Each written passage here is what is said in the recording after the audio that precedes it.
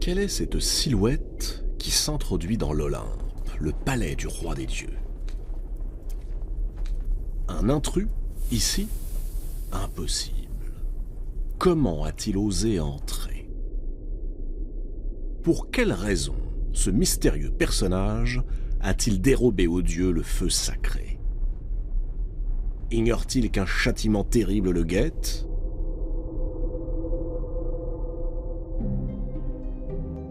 Tout a commencé il y a bien longtemps. Souvenez-vous. Au début des temps était le chaos.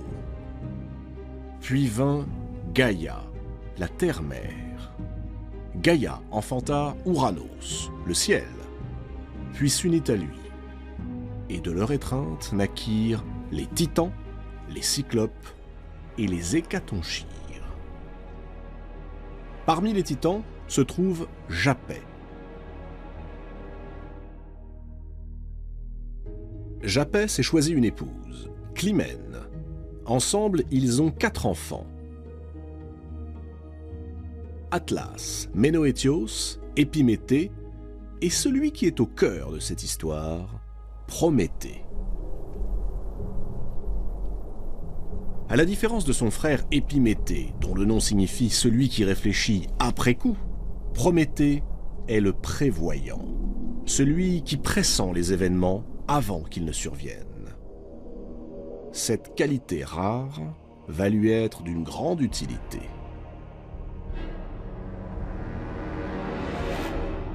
Lorsque Zeus mène à son tour la guerre contre son père Cronos afin de s'emparer du pouvoir suprême, tous les titans font alliance contre lui. Tous?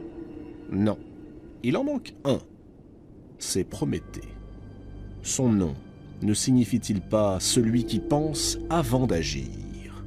Prométhée a prévu que c'est Zeus qui sortirait vainqueur de ce conflit.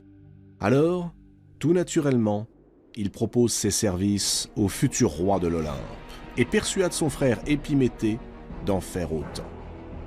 Dans cet embrasement qui s'annonce, Prométhée apporte au jeune Zeus ce qui lui manque, la force, l'astuce et la ruse propres à la génération des titans.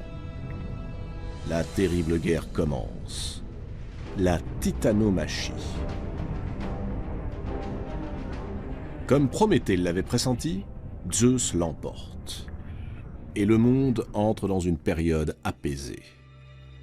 Fini les combats, les prouesses et les actions d'éclat. Désormais, les jours succèdent aux jours et se ressemblent. Et dans ce calme trop parfait, les dieux commencent à s'ennuyer. Plus de guerre, personne à rendre heureux ni à faire souffrir. Rien. Alors, lassé, Zeus se tourne vers son fils Héphaïstos, le dieu des forges, celui qui façonne les armes et les attributs des divinités de l'Olympe. Il lui demande de fabriquer autre chose que tous ces objets stériles, quelque chose d'exceptionnel, d'unique, quelque chose qui pourrait distraire les dieux. Héphaïstos réfléchit. Exceptionnel, unique, facile à dire, mais quoi? Héphaïstos médite longuement, et il lui vient une idée. Il convoque dans son atelier les 12 grands dieux qui résident sur l'Olympe, et leur explique ce qu'il attend d'eux. Mélanger la terre et le feu, ainsi que toutes les substances susceptibles de se combiner. Avec ces éléments primordiaux, ils façonneront des êtres vivants. Certains auront des nageoires, des pattes, des carapaces. On les appellera les animaux. D'autres seront exactement à l'image des dieux. On les appellera les hommes. Et il n'y aura que des mâles. Voilà qui peut rompre l'ennui des dieux.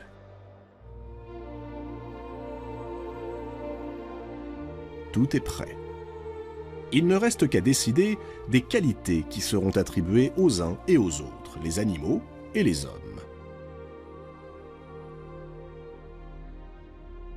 Zeus charge les deux titans, Prométhée et Épiméthée, d'accomplir cette tâche.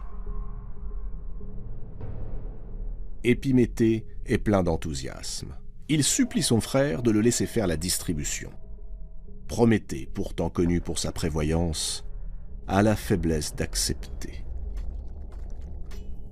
Épiméthée se met à l'œuvre.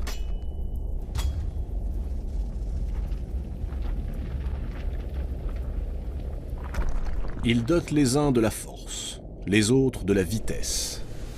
Il offre à certains de longs poils qui les protégeront des intempéries, chausse les autres de sabots, attribue encore à d'autres un cuir massif. Une fois son travail accompli, il se redresse et se frotte les mains.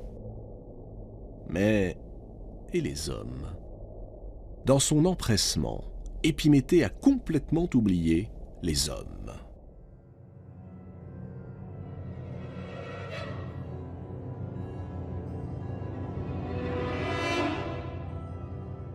Regardez, les voici devant lui, nus, démunis, vulnérables.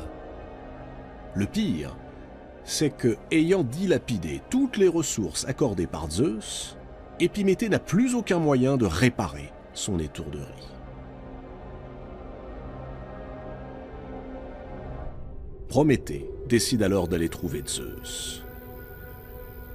Il lui demande une faveur, que l'on donne aux hommes le moyen de se protéger des bêtes féroces. Et pourquoi pas, le moyen de faire cuire leur nourriture, qu'on leur offre le feu.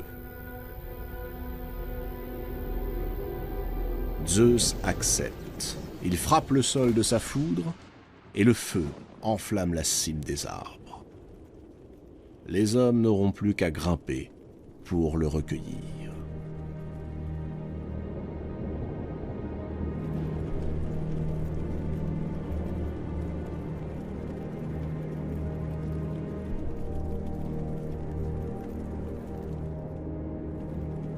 Ce fut l'âge d'or.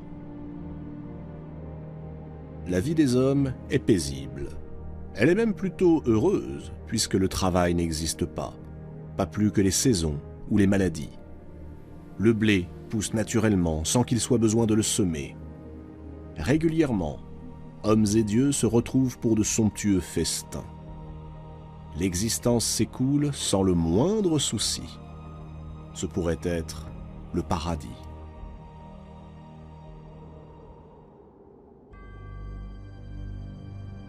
Une seule chose sépare les humains des dieux, l'immortalité. Et encore, à cette époque, les hommes ne meurent pas vraiment. Lorsque le temps est venu, sans fatigue ni souffrance, ils s'endorment, paisiblement. Le dieu du sommeil, Hypnos, les prend avec lui et les emmène dans les vallées verdoyantes du monde souterrain, dans un endroit qu'on appelle les Champs-Élysées.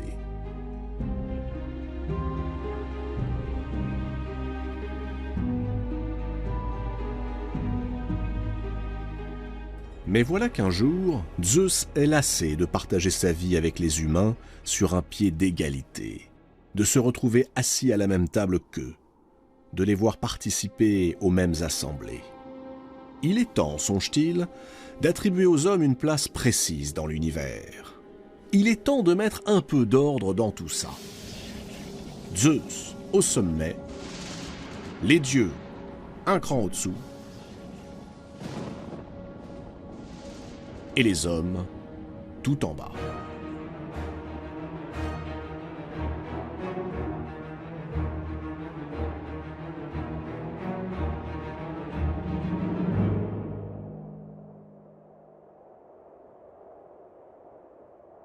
Zeus organise alors un grand banquet dans la vaste plaine de Méconée, où il a réuni les hommes et les dieux. Il ordonne qu'un grand bœuf soit sacrifié, puis débité en 2 parts. La plus belle part reviendra évidemment aux dieux, l'autre sera donnée aux hommes. Et c'est sur cette expression, la plus belle part, que là, maintenant, va se jouer le sort de l'humanité.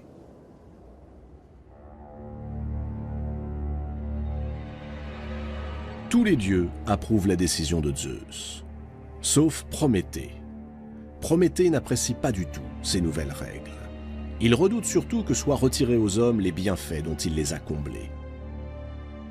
Zeus le charge de procéder au sacrifice et à la répartition. Prométhée s'empresse d'accepter, car il vient de prendre sa décision. Il va berner Zeus. Prométhée sacrifie l'animal. Il commence par le dénuder entièrement. Puis il rassemble les os, uniquement les os, et les recouvre d'une appétissante couche de graisse. L'ensemble prend alors une apparence particulièrement alléchante. Voilà la première part. Elle est immangeable, mais elle semble être la plus belle. Ensuite, Prométhée récupère les viandes, tout ce qui est bon et comestible, mais il les dissimule sous un amoncellement d'os et de peau visqueuse. Cette seconde part a l'air repoussante. Prométhée présente les deux parts à Zeus. Suivant le choix de ce dernier, se dessinera la frontière entre les hommes et les dieux. Zeus choisit évidemment la part qui lui semble la plus attrayante, celle que Prométhée a recouverte de graisse appétissante. Mais lorsqu'il découvre qu'elle ne contient que des os blancs immangeables, il laisse éclater sa fureur. Puisque c'est ainsi, ce sont les hommes, les protégés de ce roublard de Prométhée, qui vont payer.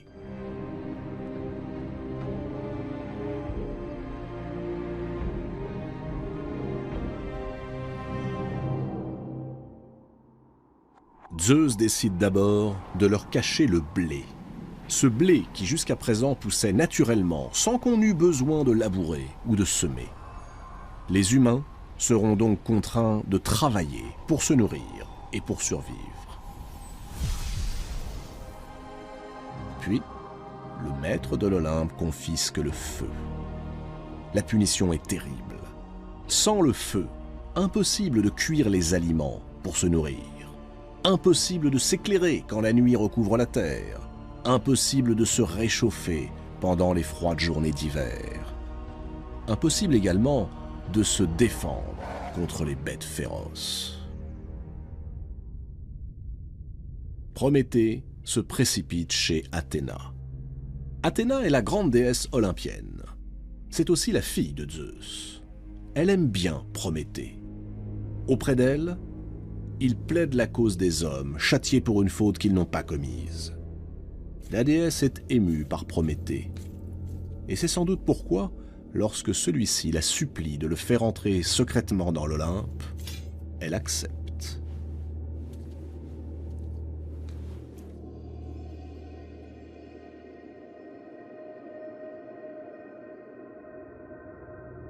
C'est donc lui, Prométhée, que nous avons vu s'introduire le plus discrètement possible dans l'enceinte des dieux. C'est lui qui a dérobé un morceau de braise au feu sacré de l'Olympe et l'a glissé dans la tige creuse d'un fenouil. Lui, Prométhée, va offrir le feu aux hommes. Ce nouveau défi au roi de l'Olympe ne peut rester impuni.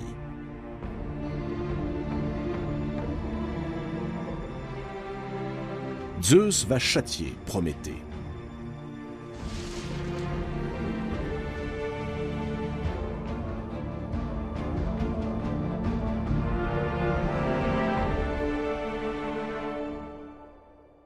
Il convoque à nouveau son fils Héphaïstos. Héphaïstos et les dieux n'avaient créé que des mâles. Zeus lui intime l'ordre de forger une femme. Une femme en argile. Une femme à l'image des déesses. Il faut qu'elle soit non seulement magnifique, époustouflante de beauté, mais dotée de toutes les qualités. Aphrodite lui confère la grâce. Athéna, la part des plus beaux vêtements. Les heures, la couronne de fleurs. Les grâces ornent son cou de collier. Quant à Hermès, sur l'ordre de Zeus, il glisse en elle un esprit menteur, manipulateur. Un appétit pour les choses du sexe jamais rassasié. Et surtout, ceci, la curiosité.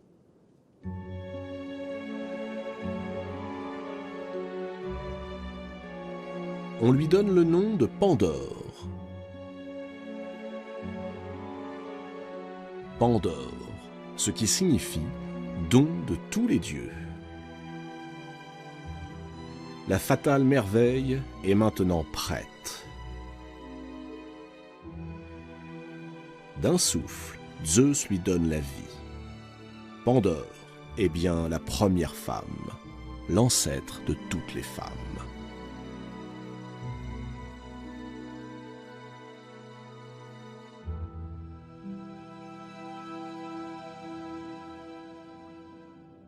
Mais Pandore, c'est surtout le feu que Zeus va introduire auprès des hommes sans qu'il soit besoin d'allumer une flamme.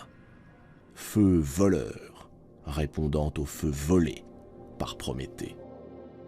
Il suffit de la glisser dans le lit d'un homme. Mais pas n'importe lequel.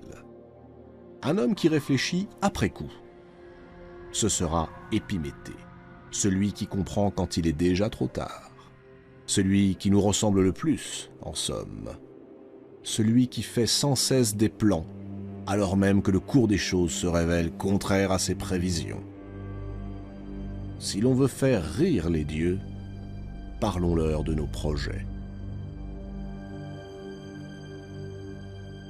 Hermès se rend auprès d'Épiméthée. Il lui fait don de la sublime créature. Épiméthée hésite. Son frère, Prométhée, l'a adjuré de refuser tous les présents qui viendraient de Zeus. Car Prométhée sait, à la différence de son frère, il pressent, il prévoit. Mais, ébloui par la beauté de Pandore, le malheureux Épiméthée l'accueille à bras ouverts. Détail des plus importants. Avant que Pandore ne se rende sur Terre, Zeus lui a remis une boîte. Une magnifique boîte ornée de parures superbes. Dans cette boîte, chaque dieu a glissé un élément néfaste et pernicieux.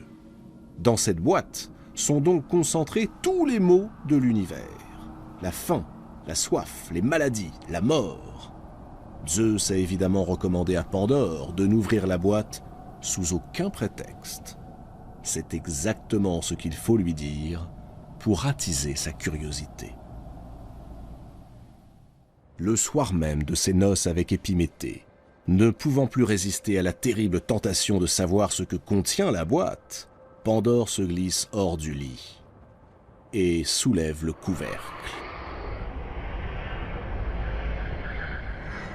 Aussitôt jaillissent tous les malheurs, toutes les misères du monde, tout ce qui affligera la vie des humains jusqu'à la fin des temps. Et Zeus a rendu ces mots invisibles, silencieux, de sorte qu'ils puissent frapper les hommes à l'improviste et que ces derniers n'aient pas le temps de trouver la parade. Mais plus grave encore, le mal se mêle aux bienfaits dont les dieux avaient jadis comblé les hommes, de sorte qu'on ne peut plus désormais le reconnaître ni l'identifier. Épouvanté, Pandore referme aussitôt le couvercle de la boîte. Mais c'est trop tard. Prométhée avait trompé Zeus en faisant l'apparence des choses contraires à leur intérieur. Les os blancs masqués par la graisse, le vol du feu caché dans la tige d'un fenouil. Eh bien Pandore est la réponse du roi des dieux à cette inversion des choses. Il a caché, sous l'allure magnifique de Pandore, les pires fléaux.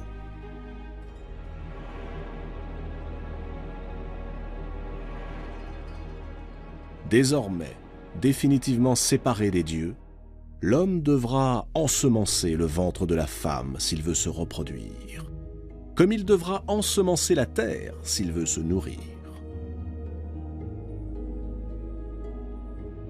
Le bien et le mal sont mêlés à jamais. Mais tout n'est pas perdu, car Au fond de la boîte de Pandore, quelque chose est resté enfermé. Un souffle qui n'a pas eu le temps de s'enfuir avant que Pandore ne referme le couvercle. Ce souffle, Hermès l'avait glissé en catimini, à l'insu de Zeus, et il l'avait baptisé Elpis, ce qui veut dire l'espoir.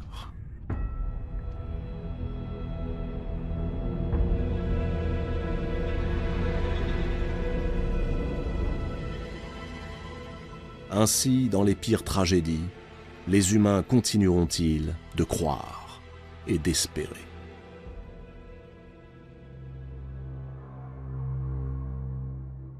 Zeus a puni les mortels, il reste à punir leurs bienfaiteurs. Ce sera de la plus cruelle des manières. Zeus veut faire un exemple.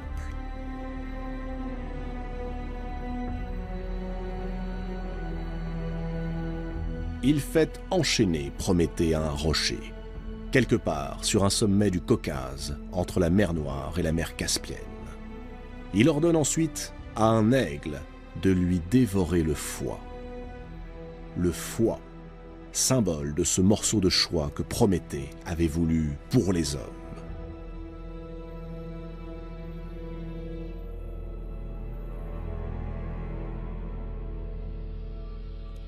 Chaque jour, l'aigle dévore le foie de Prométhée. Et pour que le supplice soit encore plus terrible, chaque nuit, alors que Prométhée agonise, son foie se régénère. Ainsi le supplice peut-il durer à l'infini.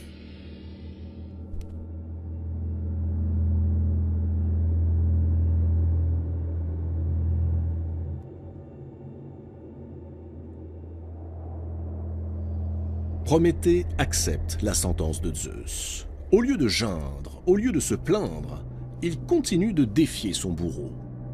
En vérité, Prométhée détient un secret.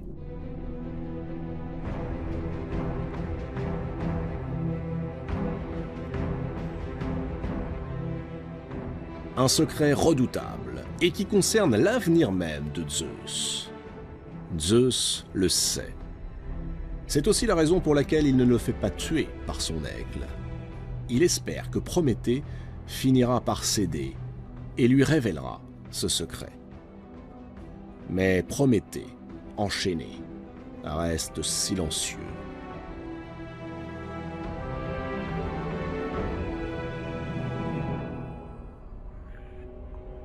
Si Zeus veut savoir, il devra d'abord le libérer.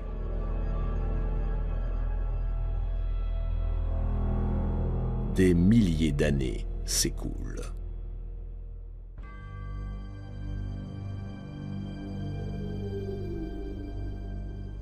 Sur Terre, dieux, demi-dieux et même simples mortels ont accompli de grands exploits. Et chaque fois, Zeus a pu sauver son trône quand il était menacé. Mais il lui faut savoir quel secret le concernant Prométhée refuse de lui livrer. Alors, le maître de l'Olympe finit par plier. Il envoie le plus puissant de tous ses fils mortels libérer Prométhée. Héraclès tue l'aigle d'une flèche en plein cœur et il rompt les chaînes de Prométhée. Le Titan honore sa promesse et révèle à Zeus le secret dont il est détenteur. Si Zeus vient à épouser Thétis, cette nymphe des mers dont il est tombé si passionnément amoureux, alors elle mettra au monde un fils plus puissant que son père, et qui le détrônera. Zeus, aussitôt, met fin à son entreprise amoureuse et impose à Thétis de s'unir avec un mortel. Prométhée est donc le dieu qui protégea les hommes. Il est aussi la figure du rebelle, du révolté, celui qui nous dit que la contestation du pouvoir est honorable, parfois même nécessaire. Mais il est aussi celui qui nous dit que décider de l'ordre en lui-même est une erreur. Dans sa grande prévoyance, Cette pensée avait échappé à Prométhée.